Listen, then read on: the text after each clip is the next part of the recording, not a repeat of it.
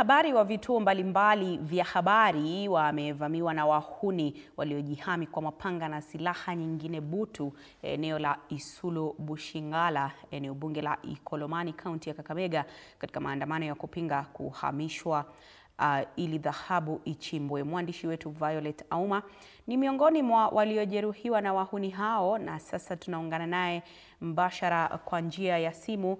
Violet, habari za sasa iwapo unanipata? Kwanza kabisa natumai uko salama, labda tusimulie hali ilikuwa vipi ili mradi mkavamiwa huko mlikokuwa mkitafuta habari. Asante Kilioni. Tuko katika eneo la Isulu Bushingala, eneo bunge la Ikolomani, kaunti ya Kakamega. Asubuhi tuliweza kupata habari ya kwamba kuna maandamano, na hii ni kufuatia mkutano ambao ulikuwa ufanyike, mkutano wa kutoa maoni ya wakazi hapa Ikolomani, ambapo walikuwa wafanya kikao na Neema na vile vile Shanta Gold, ambayo ni kampuni ambayo inastahili kuwa inachukua sehemu kubwa hapa, ambayo ni ekari 337, ambayo inasemekana kumepatikana na dhahabu ya takriban shilingi milioni 688 bilioni kunradi. Na hivyo basi wakazi walikuwa waondoke, na ni amri ambayo agizo ambalo liliweza kutolewa na serikali. Na hivyo basi Neema ilikuwa imeandaa kikao hii leo kuweza kushirikiana na wakazi na vile vile hiyo kampuni ili kuweza kutoa maoni na kuweka mikakati jinsi wanastahili kuwa wanahamishwa eneo hili. Lakini wakati tulipofika kulikuwa na makabiliano ambayo yalikuwepo baina ya polisi na vile vile wakazi. Baadaye polisi waliweza kuondoka, tukafanya mahojiano na wakazi hapa. Baadaye kidogo tukasikia kwamba kuna shule ambayo inachomwa, na tulivyokuwa tunaelekea sehemu hiyo, shule yenyewe inaitwa Imusali Primary, ndio kulikuwa kufanyike hicho kikao. Lakini shule hiyo iko katika ua moja na shule ya sekondari ya Imusali. So tulivyokuwa tunaelekea huko tukapata ya kwamba walikuwa wamechoma the staff room, afisi ya walimu pale walikuwa wamechukua zile speakers ambazo zilikuwepo pale, ambazo natumai ya kwamba ndio zilikuwa zitumike katika huo mkutano wa kutoa maoni. Wakachoma, wakateketeza, na vile vile waliharibu viti vilivyokuwa pale. Mahema yote waliweza kutawanya viti, wakavipasua. Na wakati wanahabari walikuwa pale wakichukua picha, naweza sema ni wale vijana na wahuni pamoja walikuja wakaanza kuvamia wanahabari. Mpiga picha wangu Fidel, kwa sasa hivi sijamuona, nimejaribu kumtafuta kwa simu sijampata, lakini alikuwa miongoni mwa wale walipigwa vibaya kabisa. Kidogo kuna mmoja ambaye alikuwa ameniambia kwamba amepatikana, lakini alikuwa ameumizwa, alikuwa haizi tembea, ndio tunatafuta njia ya kuweza kumpata sehemu yuko. Alafu pia kuna mpiga picha wa KTN vile vile pia ameweza kupigwa, kaumizwa. Kwa hali ambayo wako kwa sasa siwezi jua kama wako katika hali gani, lakini kile tunaambiwa kwamba mpiga picha wangu Fidel Baraka haizi tembea, alipigwa, haizi tembea.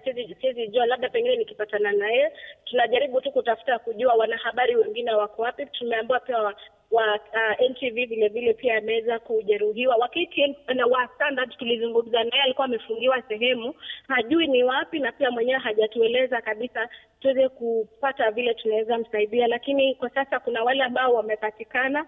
Tunaelekea katika kituo cha polisi cha Malinya ili kuweza kupiga ripoti, na vile vile kama tunaweza pata msaada wa polisi waweze kutusaidia tupate penye wenzetu wako Kilemi. Naam, shukran sana kwa hilo Violet Auma, na bila shaka pole zetu kutoka hapa TV47. Tunatumai kwamba labda mtaweza kupatana naye mpiga picha akiwa salama, lakini kumbuka kama kawaida kwamba usalama kwanza, hata kama tunazidi kufuatilia taarifa hizi. Ni kipi ambacho kinasababisha mvutano huu na hata kushuhudiwa kwa mapigano? Kwa sababu iwapo serikali kuu pamoja na mwekezaji wanawataka wakazi wa eneo hilo kuhama kutoka eneo hilo kuelekea eneo lingine ili uchimbaji wa dhahabu uendelee, ina maana kwamba hawakupatiwa notisi? Na iwapo walipatiwa, je, notisi yenyewe ilikuja ikiwa imechelewa? Kulingana na wakazi ambao tunaweza kuzungumza nao, wao wanasema ya kwamba kitu cha kwanza hawakuwahusisha mwanzoni, walihusisha viongozi, na wao wanasema kwamba viongozi sio wao, kwa sababu haya mashamba ambao wanataka kuondoka ni wako na stakabadhi ambazo wanastahili kuwa nazo, ambazo ni title deeds wao wenyewe, na hawakuhusishwa kikamilifu waliona katika vyombo vya habari kwamba wanastahili kuhamishwa, na ndio sababu wamesema kuwa hawaondoki. Alafu kitu cha pili, wanasema wao maisha yao yote wametegemea uchimbaji madini, na hivyo basi iwapo kama watapewa sehemu mbadala, huko sehemu ambako wanakoenda hakuna madini, wataanza kufanya kazi gani? Hawajazoea kufanya kazi ya kilimo, hawajazoea kufanya kazi labda kazi zingine ambazo zinafanywa kwa nje. So wao wanajua kwamba pesa zao, riziki ya wao hupata kwa uchimbaji madini, na ndio maana wameshikilia kwamba hawaondoki.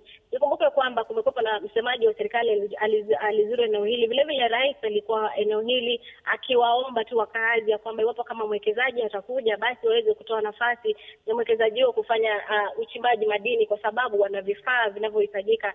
Lakini kwa wakazi wanasema kwamba wao hawako tayari kuachilia mashamba yao, na ndio maana leo mkutano wa leo ni kama walikuja kama wamejipanga kabisa, wakisema ya kwamba liwe liwalo, mkutano huo hautafanyika na wao wenyewe hawataachilia mashamba yao kilele. Naam, asante sana Violet Auma, tunakutakia afueni ya haraka, na pia hakikisha usalama kwanza hata unapozidi kufuatilia taarifa hii ya dhahabu ambayo imezua maandamano huko Ikolomani.